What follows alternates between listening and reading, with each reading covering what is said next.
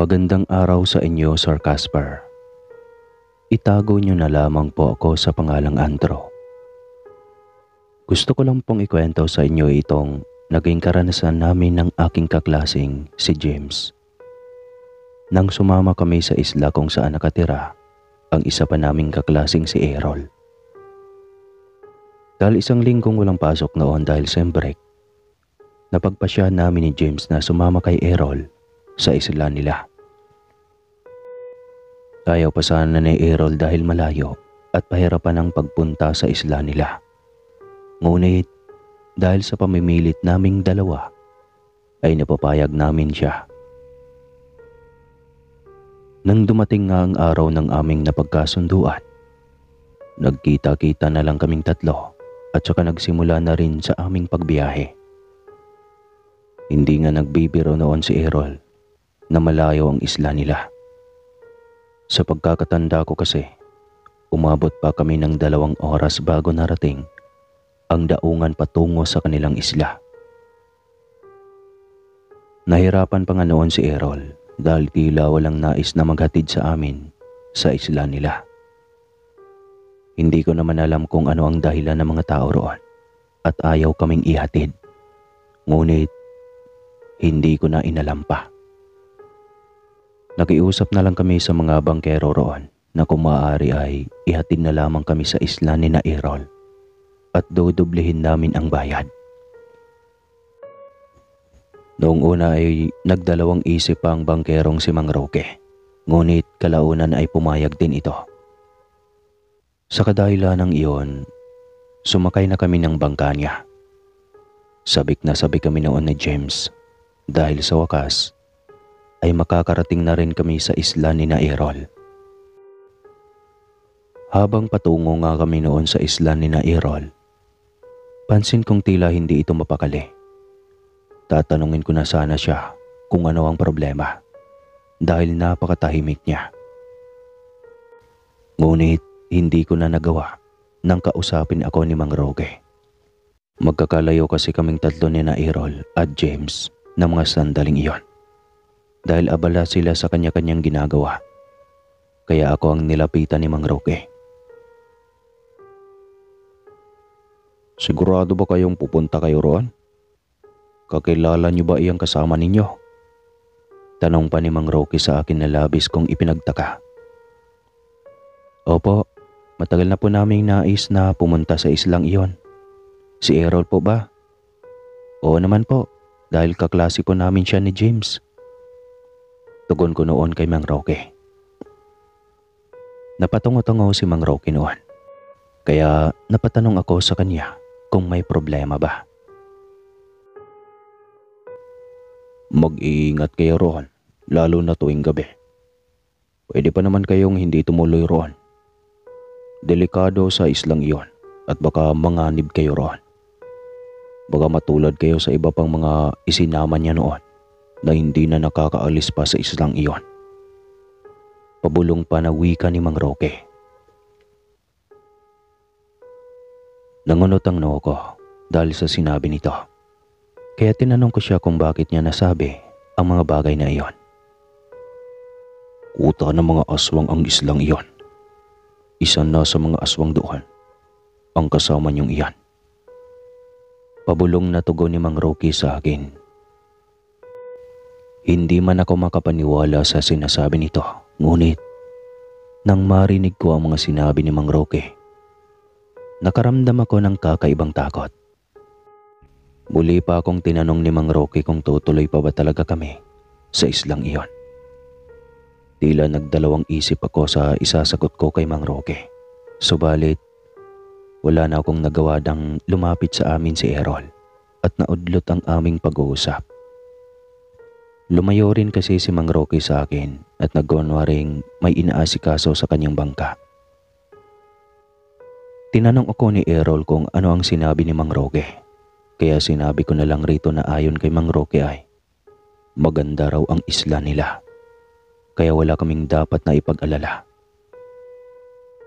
Hindi na rin naman nagpatuloy sa pagtanong si Errol.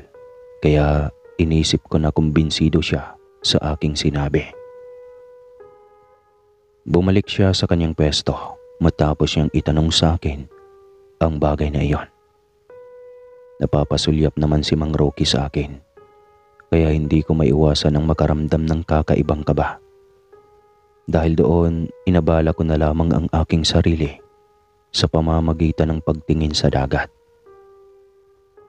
Makalipas nga ang mahigit kumulang kalahating oras noon, narating na rin namin ang isla ni Errol. Bago bumaba sa bangka ni Mang Roque, kinausap ako nito. Huwag kang magtatagal dito.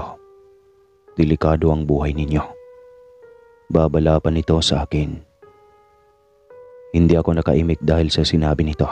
Subalit, bago pa man kami makita ni Errol na nag-uusap, sinabihan ko si Mang Roque na kung sa tingin niya ay nanganganib nga ang buhay namin sa islang iyon, balikan na lamang niya kami. Hindi ko na hinintay pa ang sagot nito at iniwan ko na siya. Sumunod na ako kina Errol at James na nauunang maglakad noon. Nilingon ko pa si Mang Roque at nakita kong paalis na rin ito. Itinuon ko na lamang noon ang aking pansin sa paglalakad patungo sa bahay ni Errol. Nang makarating kami sa bahay ni Errol, kaagad kaming sinalubong ng kanyang mga magulang. Nakangiti pa ang mga ito sa aming dalawa ni James habang inaanyayahan kaming pumasok sa kanilang bahay. Kaya nginitian na lang din namin sila. Napalingalinga pa ako sa paligid noon bago pumasok sa bahay ni Errol. Dahil doon, napansin kong magkakadikit ang mga kabahayan sa islang iyon. Nang nakapasok na kami sa bahay ni Errol, pinagsabihan kami ng kanyang mga magulang na magpahinga na muna. Tumango na lamang kami bilang tugon sa kanila at nagpasalamat pa dahil sa magiliw nilang pagtanggap sa amin. Bukas ang aming bahay sa mga kaibigan ng aming anak. Nakangiting tugon ni Aling Lorna na ina ni Errol. Tagkatinginan pa sila ni Mang Nestor na asawa niya at napangiti sila. Kinabahan ako ng mga oras na iyon dahil pakaramdam ko may ibang ibig sabihin ang mga kilos na iyon ng mag-asawa. Niyaya nga kami ni Errol noon sa kanyang silid upang magpahinga. Sumunod naman kami sa kanya ni James at iniwan ang kanyang mga magulang. Nang nasa silid na kami ni Errol, nagpaalam kami rito na kung pwede kaming matulog na muna at tumango naman siya. Nakaramdam kasi kami ng pagod at antok. Kaya nagpahinga na lang muna kami ni James. Iniwan na lang din kami ni Errol dahil may gagawin pa raw siya kasama ang kanyang ina. Nang lumabas na nga si Errol, kinausap ko muna si James. Nagdalawang isip din akong sabihin sa kanya ang kung anumang napag-usapan namin ni Mang Roque. Ngunit wala na akong ibang nagawa kundi ang sabihin na lang sa kanya. Naisip ko na kung sakali mang totoo ang sinabi ng Mang Roque tungkol sa isla at sa mga taong nakatira rito, may alam na siya tungkol sa bagay na iyon. Tol, may sinabi sa akin si Mang Roque na kuta raw ng mga aswang ang islang ito at ang mga nakatira rito ay mga aswang. Pati sina Errol ang pamilya nito ay aswang din. Pabulong na sabi ko kay James. Nangunot naman ang noo ng aking kaibigan dahil sa aking sinabi. Hindi ko alam kung maniniwala ito sa akin o hindi. Ngunit mas pinili ko na lamang na wag nang maglihim tungkol sa bagay na iyon. Hindi nakaimik si James noon at marahil ay hindi niya inasahan ang sasabihin ko sa kanya. Makalipas ang mga higit 2 minutong pananahimik, nagsalita na rin si James. Kung totoong aswang nga ang mga tao rito, malamang ay nanganganib tayo, tol. Tanong pa ni James sa akin. Tumango naman ako sa kanya bilang tugon. Nakitaan ko ng pangamba at takot ang mukha ni James. Ngunit pinagsabihan ko siyang huwag na lamang naming sabihin o ipahalata sa iba na may alam kami tungkol sa bagay na iyon. Dahil na rin sa gusto naming makumpirma kung totoo ang sinasabi ni Mang Roque, mas pinili namin ang manatili roon at manahimik na lang. Magkunwaring walang ideya tungkol sa isla at maging sa mga nakatira roon. Isa pa, sinabi ko rin kay James na babalikan kami ni Mang Roque kung sakali man dahil sinabihan ko ito. Tanging pagtango lang ang naitugon noon ni James sa akin. Kahit paano ay nabawasan naman ang pag-aalala ko sa mukha nito. Dahil doon, minabuti na lang muna namin ni James na matulog upang hindi kaagad kami makaramdam ng antok pagsapit ng kinagabihan. Hapon na noong magising ako. Si James naman noon, tulog pa rin. Kaya hinayaan ko na lang muna siya. Napagpasyan kong lumabas ng silid ni Errol noon upang hanapin siya. Nais ko kasing magbanyo at uminom ng tubig ng mga oras na iyon. Pagkalabas ko ng silid ni Errol, naabutan kong walang tao. Tinawag ko pa sila, ngunit walang sumasagot sa akin. Sa kadahilan ng iyon, lumabas ako ng kanilang bahay upang hanapin si Errol. Pagkalabas ko ng kanilang bahay, napansin ko kaagad na tahimik ang paligid. Nagpalingalinga ako upang tignan kung may tao. Ngunit wala akong nakita kahit ni isa. Naglakad-lakad pa ako upang maghanap ng pwede kong mapagtanungan kung saan sina Errol at ang mga magulang nito. Ngunit wala talaga akong makita. Sa kadahilan ng iyon, naghanap na lang muna ako.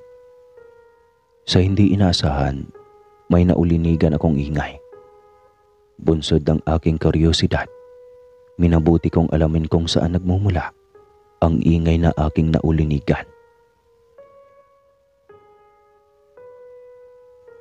Dinala naman ako ng aking mga paa sa isang kubo na nakasarado ang mga bintana at pinto. Sa pagnanais kong malaman kung ano ang nangyayari sa loob ng kubong iyon, dahan-dahan akong lumapit doon upang sumilip sa maliit na butas na nasa dingding. Nang nakalapit na nga ako sa nasabing butas, sumilip ako roon. Ganoon na lang ang gulat ko nang makita ang pamilya ni na Errol, kasama ang iba pa nilang mga kasamahan na tila mayroong pinag-uusapan. Aalis na sana ako at nang hindi nila malamang naroroon ako at nakikinig sa kanila. Subalit, natigilan ako nang marinig kong nagsalita si Mang Nestor. Mukhang magsasaya ang lahat mamayang gabi. Mayroon na tayong handa para sa munting salo-salo. Magpasalamat naman tayo sa aking anak dahil sa dinala niyang biyaya sa atin na magiging pagkain natin mamayang gabi. Nanindig ang mga balahibo ko nang marinig ko iyon. Batid kong kami ang tinutukoy nitong biyaya na dinala ni Errol para sa kanila. Narinig ko namang nagpasalamat pa ang mga tao kay Errol. Dahil sa takot na mga sandaling iyon, minabuti kong bumalik na lang sa bahay ni na Errol at gisingin si James para sabihin sa kanya ang aking narinig. Mas nadagdagan naman ang pagtuyo ng aking lalamunan dahil doon. Nang makabalik ako sa bahay ni na Errol, naabutan kong natutulog pa rin si James. Dahil nababalisa na ako ng mga sandaling iyon, dali-dali ko siyang ginising. Dalimpungatan naman siya dahil sa ginawa kong iyon. Nang may masmasan si James, hindi na ako nagdalawang isip na sabihin sa kanya ang mga naririnig kong usapan sa mga tao sa kubo. Nakitaan ko rin siya ng takot ng mga oras na iyon. Ano ang gagawin natin? Hindi tayo pwedeng manatili rito gayong plano pala nila tayong maging handa mamayang gabi. Sabi pa ni James sa akin. Napailing naman ako dahil hindi ko rin alam kung ano ang gagawin namin para makaalis kami doon. Gayong wala kaming masasakyan patungo sa kabilang isla. Hindi ko alam pero magkunwari na lang muna tayong walang alam tungkol sa kanila. Kapag kasi nalaman nilang may alam na tayo, baka kulungin pa nila tayo at mas hindi tayo makakaalis dito kapag ganoon. Wika ko na sinang-ayunan naman niya. Natigil kami ni James noon sa aming pag-uusap dahil nakarinig kami ng mga pagyabag sa labas ng bahay ni na Errol. Kaagad kaming nahiga at nagkukunwaring natutulog pa para hindi nila kami panghinalaang gising at may ginawang hindi nila magugustuhan. Makalipas ang ilang sandali noon, narinig naming bumukas ang pinto ng silid ni Errol. May mga pagyabag din patungo sa amin hanggang sa mapahinto ito. Hindi ko mapigilan ang mabilis na pagtibok ng aking puso nang marinig ko ang boses ni Errol. Kung hindi lang sana kayo nagpupumilit na sumama rito, sana hindi pa kayo magiging handa sa piging namin mamayang gabi. Wika pa ni Errol. Matapos niyang wikain iyon, lumabas din naman siya ng silid. Noong wala na si Errol, iminulat na namin ni James ang aming mga mata. Hindi kami makapaniwala sa narinig namin mula kay Errol. Inakala pa naman namin ni James na kaya niya kami pinayagang sumama ay dahil gusto rin itong makasama kami bilang mga kaibigan niya. Ngunit iba pala ang pakay niya at iyon ay ang maging pagkain nila kami. Nag-isip na lang kami ni James kung paano kami makakatakas sa gabing iyon. Subalit batid namin ni James na kahit ano pang pag-iisip ang gawin namin, wala na rin naman kaming magagawa pa. Gayong malayo ang isla at kailangan pa naming languyin ang malalim at malawak na dagat para lang makarating sa kabilang isla kung saan kami nanggaling.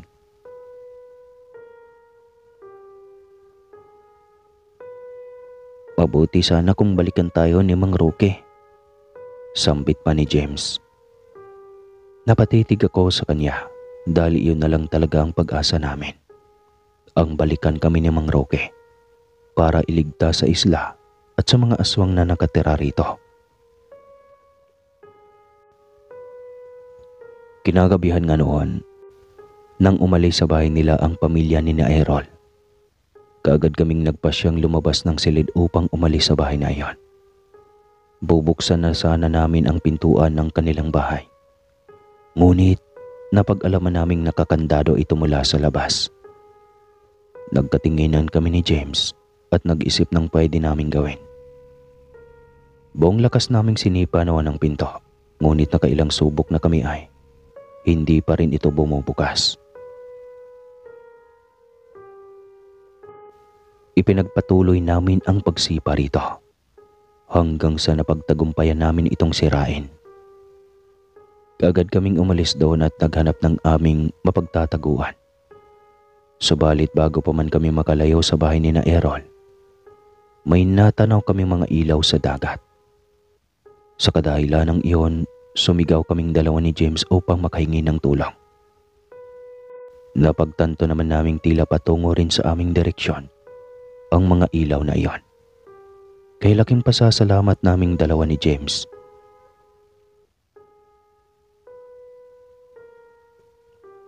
Subalit marahil sa pagsisigaw naming dalawa ni James ay narinig kami ng mga aswang, kaya mabilis silang tumungo sa amin. Ganoon na lang ang takot namin ni James nang makita namin ang mga mabalahibong nilalang na may mapupulang mga mata na papalapit sa amin. "Mga bata, lumusong kayo sa dagat. Takot ang mga iyan." Batid naming boses iyon ni Mang Roque, kaya sinunod namin ni James ang sinabi niya. Narinig naming nagsiatungal ang iba pang mga aswang noon na nasa anyong malalaking aso. Kinilabutan kami dahil doon. Ngunit alam naming ligtas kami dahil kay Mang Roque at sa mga kasamahan nito. Kaagad din nila kaming pinasakay sa bangka nang makalapit sila sa amin. Sige, lumapit kayo at nang maisa-isa namin kayong mailunod rito sa dagat. Sigaw pa ni Mang Roque. Hindi naman sumunod noon ang mga aswang, ngunit nag-iingay sila na animoy galit na galit dahil sa mga nangyayari. Hindi na kami nag-aksaya pa ng oras noon at kaagad na pinagsabihan ni Mang Roque ang kanyang mga kasamahan na umalis na sa islang iyon. Nang makalayo na nga kami, dinig namin ang mga pagaspas ng malalaking pakpak na tila sumusunod sa amin. Huwag kayong mag-alala. Alam ng mga kasamahan ko ang dapat nilang gawin sa aswang na yan. Ligtas na kayo at sana huwag na kayong babalik pa rito. Kilalanin ninyo ang mga taong pagkakatiwalaan ninyo. Sabi pa ni Mang Roque sa amin. Kaya napatango kami ni James. Hindi na nga kami sinundan pa ng aswang nang makarating kami sa kabilang isla. Minabuti naman ni Mang Roque na sa bahay na niya kami magpalipas ng gabi.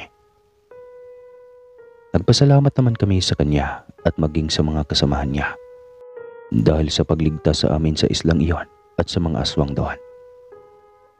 Pinilit naman naming matulog ni James sa bahay ni Mang Roque. Kinaumagahan, muli kaming nagpasalamat sa kanya dahil sa ginawa niyang pagligtas at pagtulong sa amin. Kung hindi dahil sa pagliligtas nila sa amin, marahil tulad ng ibang nabiktima ni na Errol, hindi na kami makakaalis sa islang iyon at naging pagkain na rin ng mga aswang na nakatira roon. Nang pagbalik na ng klase ay hindi na pumasok si Errol at magpasa hanggang ngayon ay hindi namin alam kung may mga nabubuhay pa bang aswang sa islang iyon. Pero sigurado ako na meron pa dahil sa mga sabi-sabi ng mga Maritisi. Alright.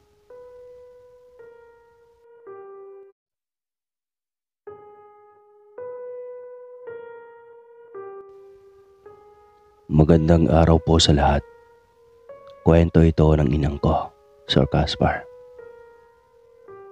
Ibabahagi ko to sa inyo dahil sa baon niyang paalala sa tuwing mabubuksan niya sa amin ang kakaibang pangyayaring ito. Ang ngalan ni inang ay Berta. Dekada 80 raw nang ito ay maganap sa probinsya na kanyang kinalakihan ng kanyang napangasawa, bukod at nauna sa aking lolo. Edad 20 lamang siya nito. Hayaan niyong isalaysay ko ito sa kanyang POV para mas dama natin ang kanyang kwento. 2 linggo na kami ni Ido rito sa Samar nang magkaroon siya ng trabaho na inaabot ng alas 8 ng gabi. Para sa isang bagong may bahay na laging sabik na makatabi, makasama at makalambing ang asawa, ay nanibago ako. Ngunit wala naman ako magagawa. Kailangan sa pag-aasawa ang maghanap buhay kung ayaw namin na dumilat ang mga mata ng aming magiging anak. Nakabusangot ka na naman, Berta. Halos kakaalis lamang ng iyong asawa. Nagulat ako. Hindi ko namalayan na habang ako ay nasa kusina, siyang dating ng nanay ni Ido at pagtatatalak na naman ang binungad sa akin. Nay naman, bakit ho kayo nanggugulat? Kahit ganoon siya, kailangan ko rin magbigay galang. Nagmano ako sa kanya bilang pagbati. Hindi naman ho ako nakabusangot.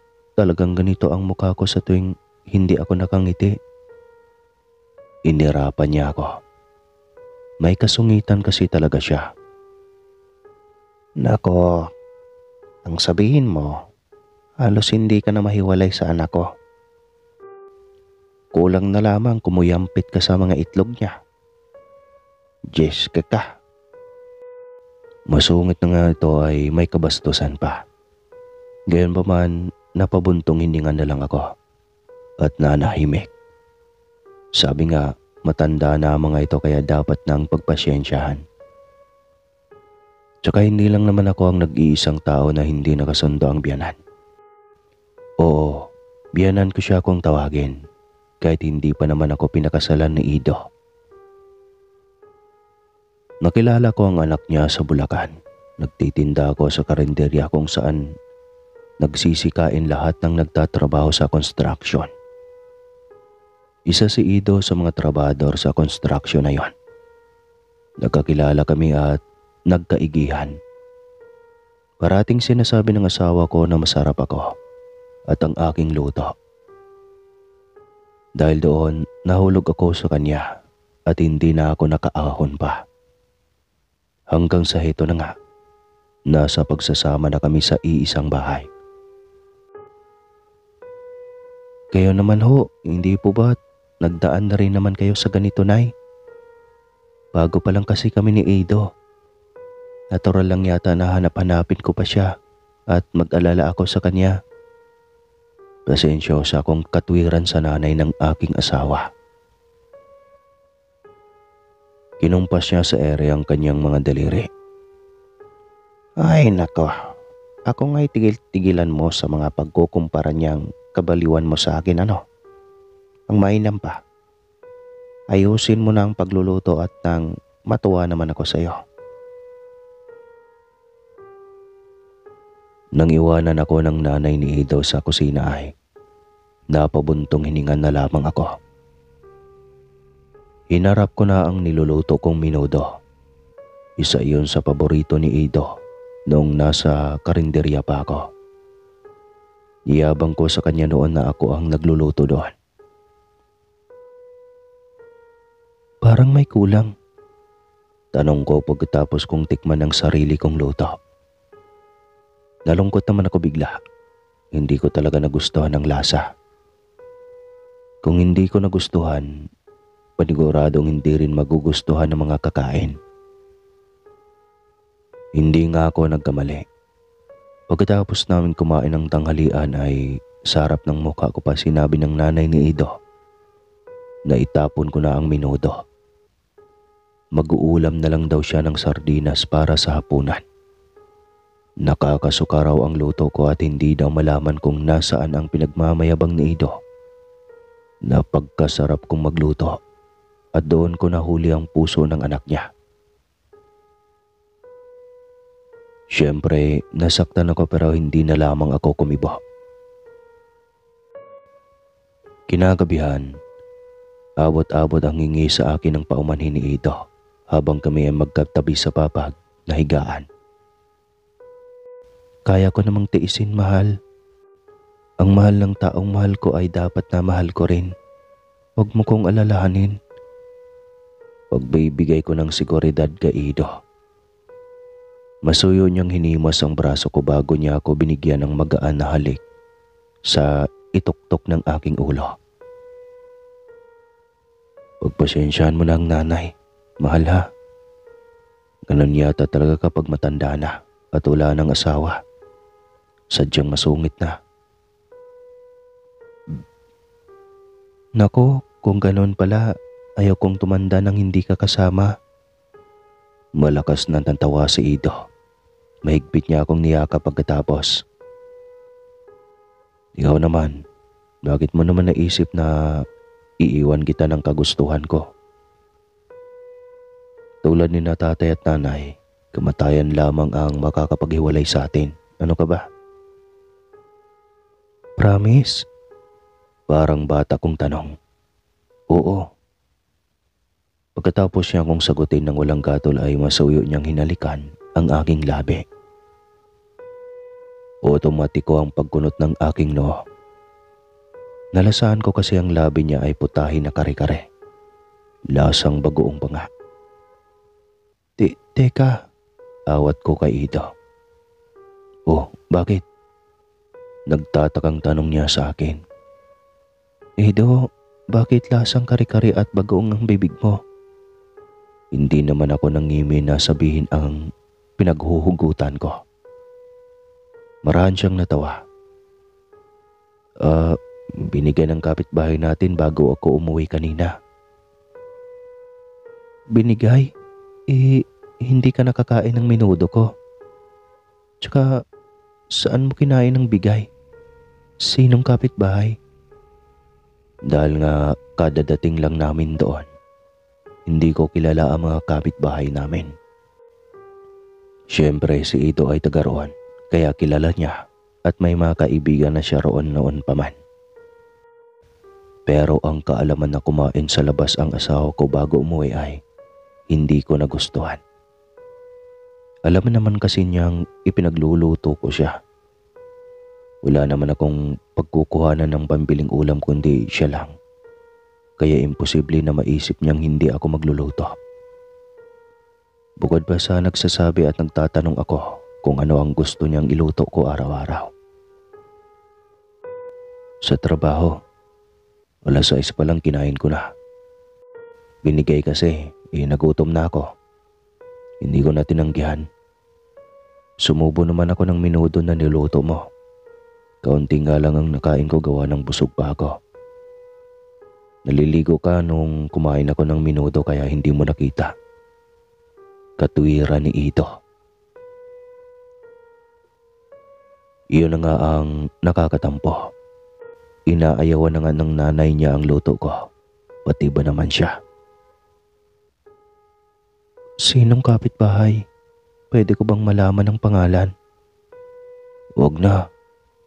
Kahit sabihin ko naman sa iyo hindi mo naman siya kilala. Niyakap na ako ni Ido saka siya pumikit na. Indikasyon na iyon na ang tapos ng pag-uusap namin. Hindi ko alam kung bakit bigla ay dinungkol ako ng kutob na may tinatago siya sa akin. O baka ganito lang talaga ang ugali ko. Kaya ayaw sa akin ng nanay niya. Dapat na ba akong kabahan na mas pinipili na ng asawa ko ang putahe ng iba? O dapat na ba akong magbago ng paraan ng pagluluto?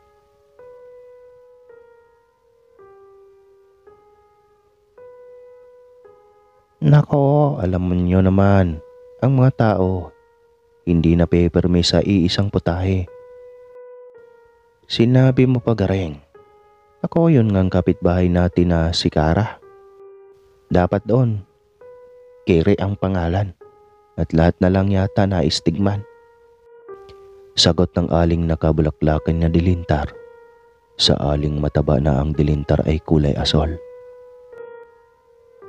Ang sabihin nyo, nais patakimin ang luto niyang kari-kari at bagoong na maanggo. Pero pagdating sa mga kalalakihan ay ang bango. Anang ali na nakadilintar naman na kulay dilaw. Iyon ang usapan na narinig ko nang pumunta ako sa talipapa isang umaga. Ang nanay ni Ido talaga ang namamalengke ng mga sangkap at lulutuin namin. Dahil hindi ko gamay ang lugar na iyon pero dahil nasa prayer meeting si nanay, ako muna ang nagpresenta sa sarili ko na maglakad-lakad sa labas. Wala kasi akong sangkap para sa sarsyado. Iyon ang gusto kong ulamin ngayon. Pabili po ng kalahating tray na itlog. Pag-istorbo ko sa mga nagkukumpulan at nag-uusap na mga tendera. Nakangiti naman akong pinagbilahan ng aling nakasuot ng dilintar na bulaklakin. Ay, Neng, ikaw yata yung napangasawa ng anak ni Idna. Oo, tipid kong sagot. Nginitian ko ang ali. Si Idna ang nanay ni Ido. Ikaw nga ba? Kilala mo ba si Kara? Nagkasinyasan ng 3 tendera pagkatapos ng tanong na iyon sa akin ng aling may dilintar na kulay dilaw. Kumunot ang noo ko. Hindi po, wala po kong kakilala rito sa lugar ninyo. Minsan lang akong napadpad sa palengke sa bayan. Hindi na naulit. Yun lang ho ang isang beses na pagkakataon na kayo lumabas ng bahay. Kaya wala po akong kakilala rito. Iha, dapat kilala mo si Kara. Ako na ang nagsasabi sa'yo. Target ng babaeng iyon ang mga lalaking kakapangasawa lang. Anang ali na may dilintar na asol. Oo, wala ako maintindihan. Nagtataka kong sambit. Ang sinabi ni Tutay, kilalanin mo si Kara. May ugali siyang kinikere ang lalaking bago pa lamang sa kinakasama. Palis na ako ng talipapa nang maalala kong binanggit ng mga tendera roon. Ang tungkol sa bagoong at kari-kari ni Kara. Naalala ko rin tuloy ang lasa ng bibig ni Ido. 3 beses ko nang nalalasahan sa halik niya iyon. Ang nanay niya rin nagbangkit na minsang patungkol sa napakasarap na kare-kare na natikman daw. Binala ko naman magluto ng kare-kare ngunit inawat niya ako at baka raw maalibadbaran lang daw siya at hindi niya makain ng kare-kare na gustong gusto niya ang lasa. Gusto mo bang mahigitan ng kare-kare ni Kara? Kare-kare Kara. Sa labis na gulat ay nasapo ko ang aking dibdib. Habang naglalakad kasi ako ay siyang sulpot ang isang matandang babae na marosing. May inabot siya sa akin na supot. Inabangan talaga kita rito, anang matanda. Narinig ko ang sinabi sa iyo ng mga tendera sa talipapa. Ayan, lutuin mo yan. Sigurado akong madadaig mo si Kara sa putahe na yan. Sino po ba si Kara? Saan ko siya matatagpuan? Si Kara pala ay may karinderya malapit sa kung saan nagtatrabaho si Ido. Itinuro sa akin ng matanda. Agad ko naman pinuntahan. Doon ay nakita kong pinagkakaguluhan ang luto ni Kara. Tama nga ang balita. Kere nga siya. Keringking kasi. Nakita rin mismo ng mga mata ko kung paano niya dikit-dikitan ng asawa ko. Sakto lang naman ang dating ko roon. Break time ni Ido. May dala akong kanin at ulam para sa kanya. Sinadya ko talaga na magdala upang hindi na siya makikain pa kay Kara. Sabi kasi ng matandang babae kanina na nagbigay sa akin ng panibagong butahing lulutuin at mga sangkap para doon ay tila may gayumang araw ang luto ni Kara. At tama raw ang tsismis sa babae. Naninira daw talaga ito ng mga baguhang relasyon. Mahal? Agad kong tawag kay Ido. Nadatnan ko na siya na nakaupo sa karinderya ni Kara. Himas pa ng babae ang balikat ng asawa ko habang may malawak itong ngiti. At ang nakakainis pa, pati si Ido ay nakangiti. Oh, Berta, anong ginagawa mo rito? Hindi ko maamin na nasaktan ako sa tinawag niya sa akin. Nasanay na kasi ako na mahal din niya ako kung tawagin. Hindi tuloy maglaho ang agam-agam sa utak ko. Mukhang nagayuman na ni Kara ang asawa ko. Dinalan kita ng pagkain, sabi ko kay Ido. Agad kong binuksan ang pagkain kong bitbit. Siguro naman ay ayos lang na dito na kainin ng asawa ko ang baon niya. Paalam ko kay Kara. Wala namang problema sa bagay na yan. Ako nga pala si Kara. Ako naman si Berta. Asawa ko tong si Ido. Pakilala ko rin sa kanya. Binigyang diin ko na asawa ko si Ido para noon mahiya siya sa sarili niya. Tumawa naman ang babae. Maganda si Kara. Kung tunay na siya ang nagluluto ng mga pagkain doon sa karinderya, aba, napakagandang iyang mag-alaga ng sarili dahil hindi siya mukhang pagod. Alam ko naman na may asawa si Ido. Sa katunayan, bago ka dumating ay tinanong ko nga siya kung buntis ka na. Kumunot ang noo ko.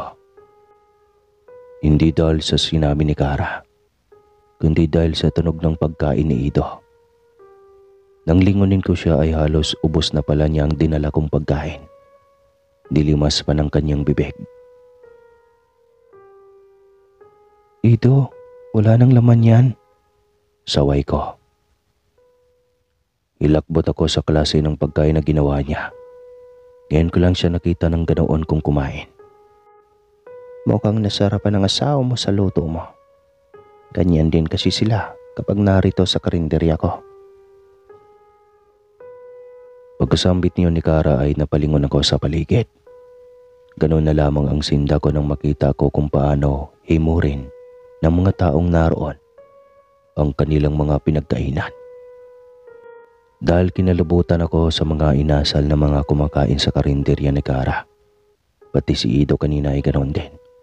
Kaya umalis ako sa lugar na iyon nang walang paalam.